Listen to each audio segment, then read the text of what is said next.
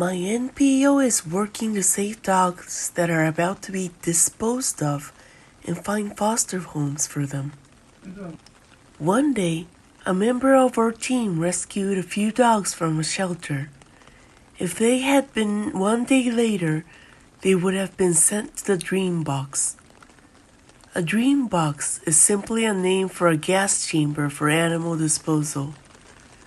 The dogs are captured and placed in cages and are given a 7-day grace period before they are allowed to go back to their owners or get adopted.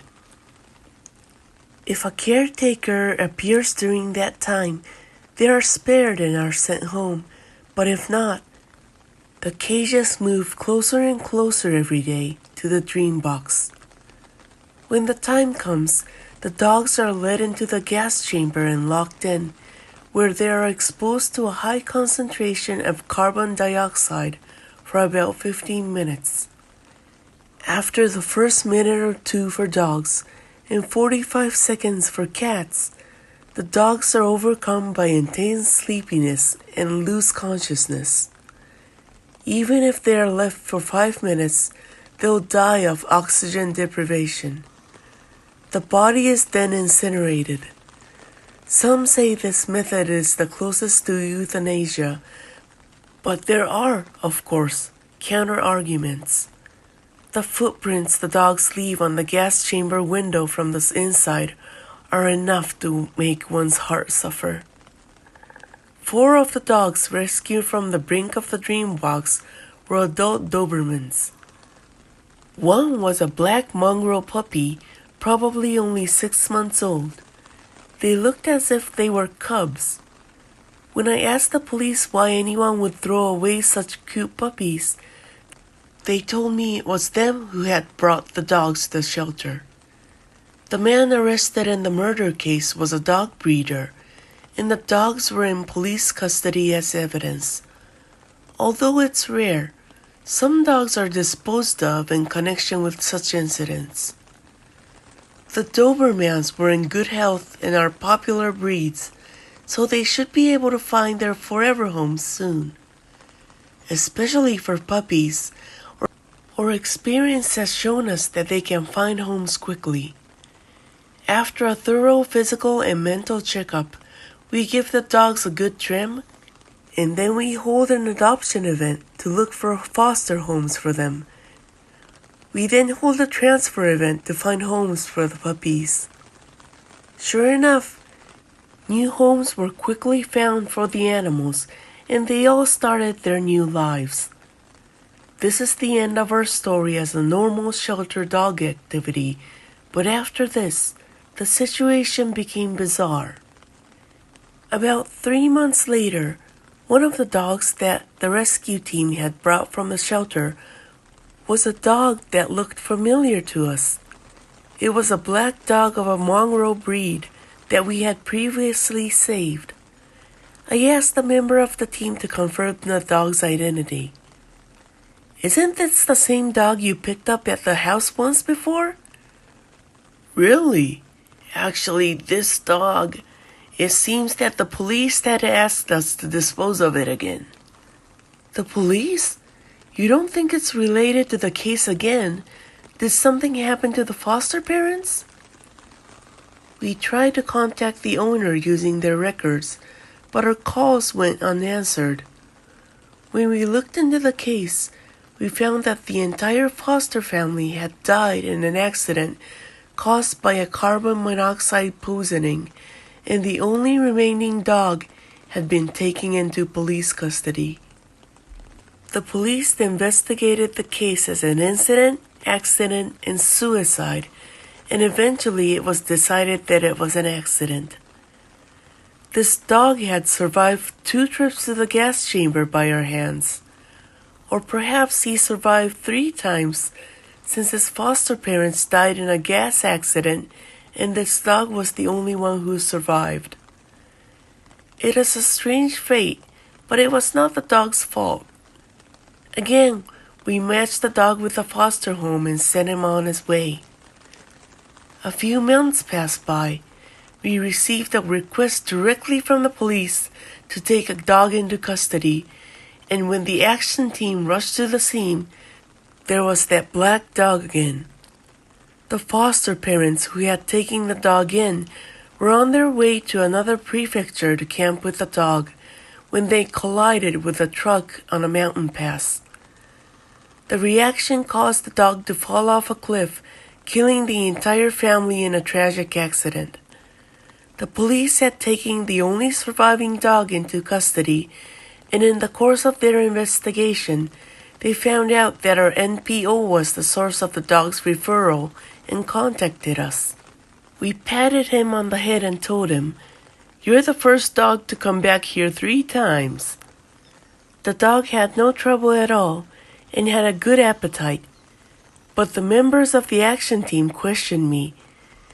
"The house where this dog goes up ends up in an unfortunate death. I know he's just a dog, but don't you think this is a little weird?" It is true that the dog has had a string of bad luck, but it is too much to blame him. That's some occult stuff. This is where superstitious stories come from. I countered, "Think about it from the dog's point of view.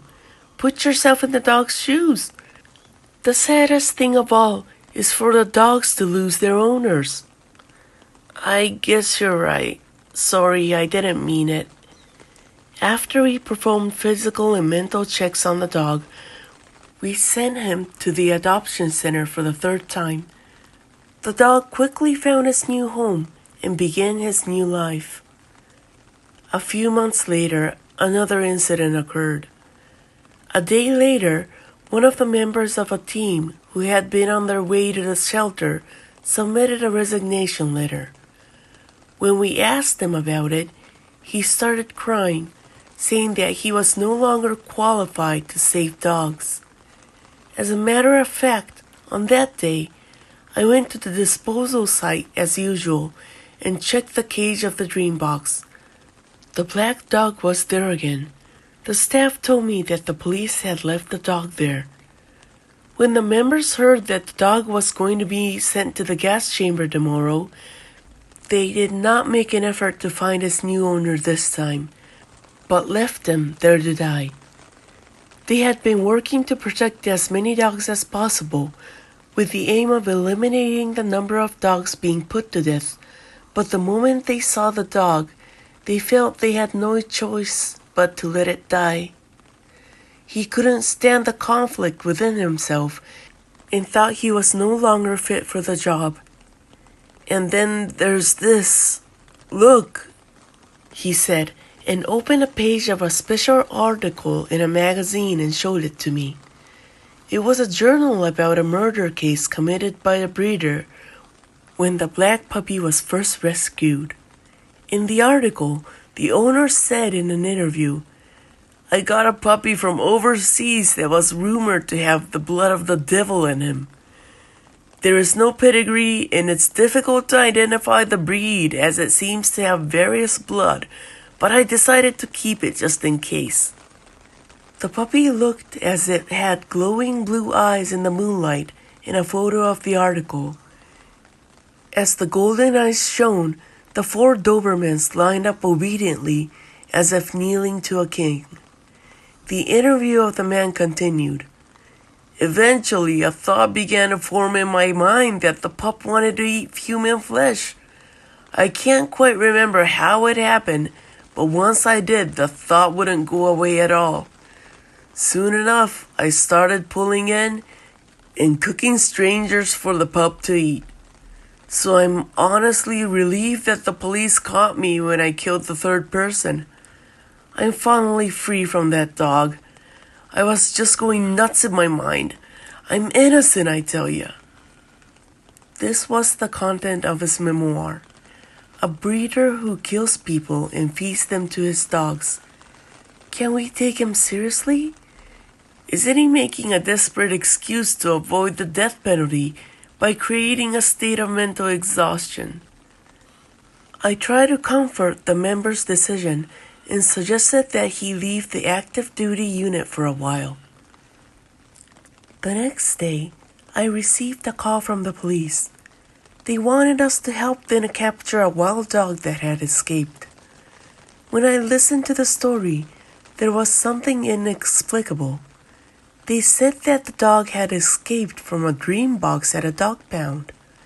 I had a bad feeling in my mind. I asked the officer, "Was it a black dog?" "Yeah, you're right. How did you guess?" "How did the dog escape from the Dreambox? That device is designed to prevent escaping, isn't it?" The officer replied, "The staff of the disposal facility pressed the button to inject the gas as usual, and 15 minutes later, after exhausting the gas chamber, they opened the door. Normally, there were only corpses lying around, and all that was left to do was to incinerate the bodies. Unfortunately, one of the staff members was jumped on by a dog at the scene and died from a hard blow to the head." "That's impossible. It's impossible not to die in that dream box." "That's why we're searching for him, even if it's just a dog. We could really use some professional help here."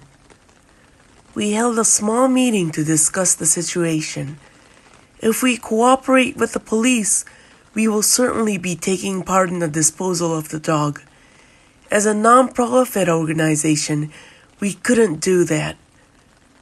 But then, one of the members, who had handed in his resignation yesterday, raised his hand and said, "I guess I'm going to have to resign." He said, "I'll cooperate with the police. What do you think? This scenario is the only way I won't be in conflict with the philosophy of this NPO, will it?" We tried to comfort him, but he seemed to have made up his mind this time. All we could do was to let him go. We accepted his resignation and sent him to the police. I noticed right then and there I was cheering for him in my heart. Since then, I have not been able to contact him and have not yet received any reports of the black dog being captured.